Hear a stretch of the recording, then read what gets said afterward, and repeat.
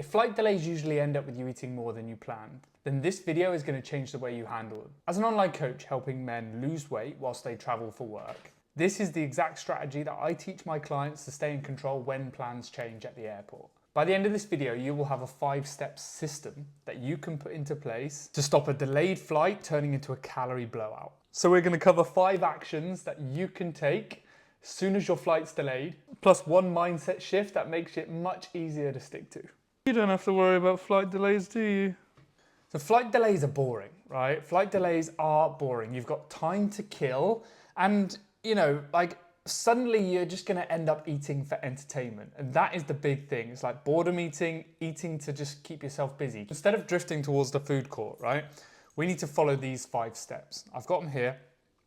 And we're going to work through them one by one.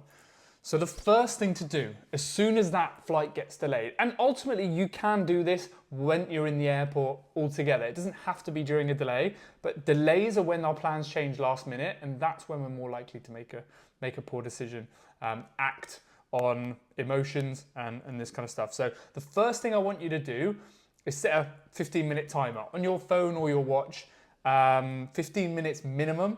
If you want to be brave and do more, then absolutely fine. The more the merrier, to be fair. It will kill more time. But set a 15-minute timer and get walking. Just set a timer and start walking. Do some laps. Do what my client did the other day, Chris, who was wandering around the airport looking like a loony to the point where security questioned him on his way out to flying to his FIFO position. He got out my coaching app and showed him that he was trying to get up to his step count, which is awesome. But I can't be held liable for any security risks. But yeah, get the timer out, set the timer, start walking. Don't stop walking until that timer goes off, right? We want to gamify this, like set this as a challenge to yourself. And if you do, if you want to do more, then absolutely go for it, as I said, but set that timer and don't stop. And ultimately, it keeps you occupied. It's going to get your steps in, which likelihood is on a travel day we struggle to do. And it's going to break that automatic habit we have of, oh shit, we've got an extra 2 hours to kill now, let's go get some food. And ultimately, if we can put that off, we can delay that, we can achieve something in the meantime, whether we need to have a meal at the airport now due to the delay or not, like we are helping ourselves, tick some boxes for the day.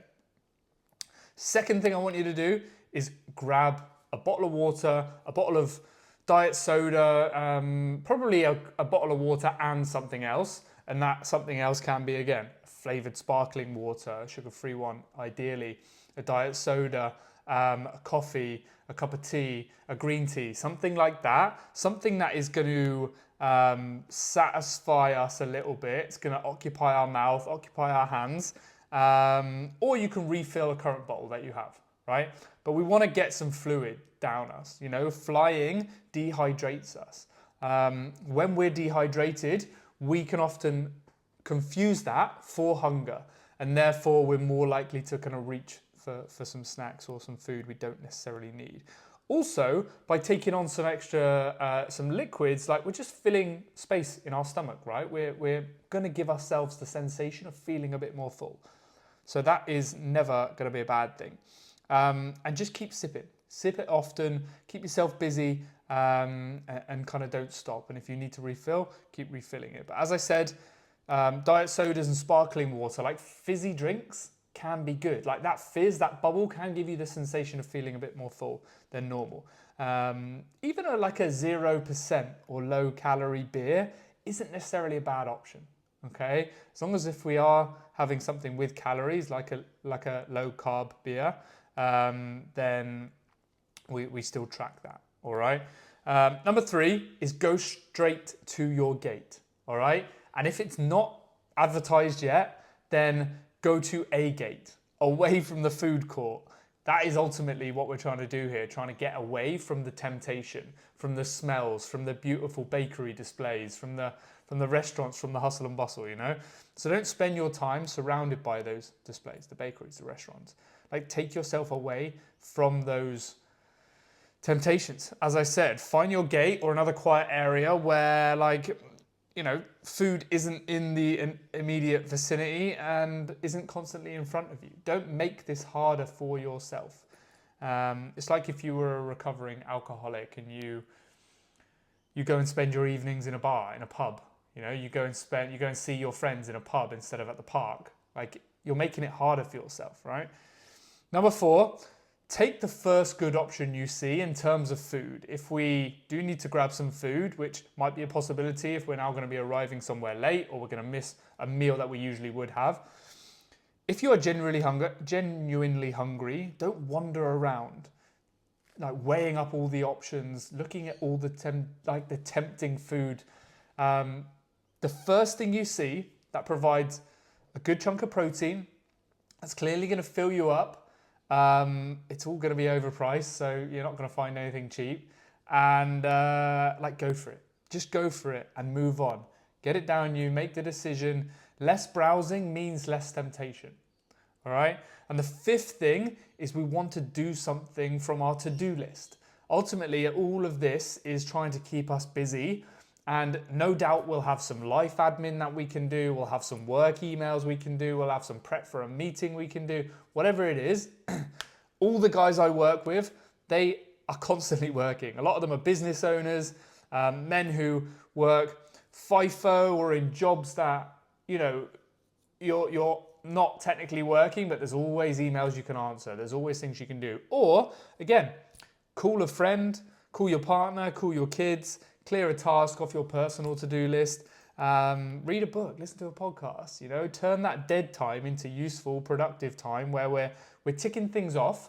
That will mean when we maybe get to our destination or we get home after our travel that we have less to do. We maybe will be able to get an earlier night. We'll be able to think more, have more capacity to think about the decision we make at dinner, whatever that looks like. But we want to turn that dead time into productive time instead of just eating out of boredom, because boredom is 90% of the battle, you know. And I've been there, you know, when I was studying, especially when I was traveling, we would often go and work at go through the airports, and yeah, waiting around, being bored is not fun. And us as humans just naturally look for something to fill that time. And if we're in a fat loss phase, if we're trying to diet, potentially we're going to be a little bit hungry.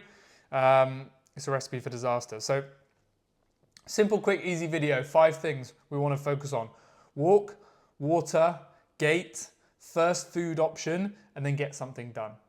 All right, walk, set that timer and go for a walk. 15 minutes minimum. Water, fill up your bottle or go buy a drink, get some fluids in you, hydrate yourself before you make any food decisions. Gate, go to the gate, or at least just go away from the food court to a different part of the airport. First good food option, make sure it's high protein, filling, and it's not gonna blow the calories out the water, i.e. it's not got too many high fat components. The carbs aren't deep fried, these kind of things. It's not covered in oil, dressings. Then just go for it, track it the best we can, and move on, and get something done. You know, tick something off that list of tasks you no doubt have always got to do. So yeah, that's kind of this video. That's the 5 steps that I would take if my flight was to be delayed. That's what a lot of the guys inside the program do. It really helps them. I've done it for years, especially during the period where I was really trying to lose body fat, and it works very well. And ultimately, as I said, we're just trying to keep ourselves busy, right? So if you are a man who travels for work, if you're struggling to lose weight, you want to get healthier, you want to feel more physically capable, stronger and active to as you get older, to spend good quality outdoor time with your kids maybe. If you are concerned about your health and you're struggling to get that under control as a result of the lifestyle, and your routine just doesn't stay consistent, it's almost impossible to find any sort of routine, you keep getting thrown off track, then I'd love to help. I know I can help. I'm 100% confident in that for the right men, the men who are ready to commit to themselves. And ultimately, it just takes one little conversation to find out whether that is even a possibility. All right, no sales call, but if you want to know more about my Travel Proof Transformation Program, how we can help you achieve your fitness goals, even if it's just lose a bit of weight to feel a bit more mobile as you get older, to feel a bit better, or to the point where you want to get really lean, you want to feel and look the best you ever have, then it's all possible with the right plan. All right. And so drop me a message on Instagram at Jacob Connock Coach. Drop me the word ready, and I'll reach out and I can show you exactly what that would look like.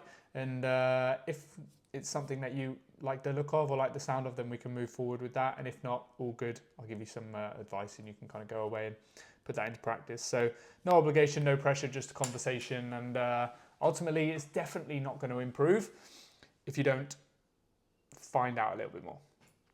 So I appreciate you watching this. Hit subscribe, hit like. Hopefully you'll find this useful. You can put this into practice absolutely ASAP on your next flight or airport trip.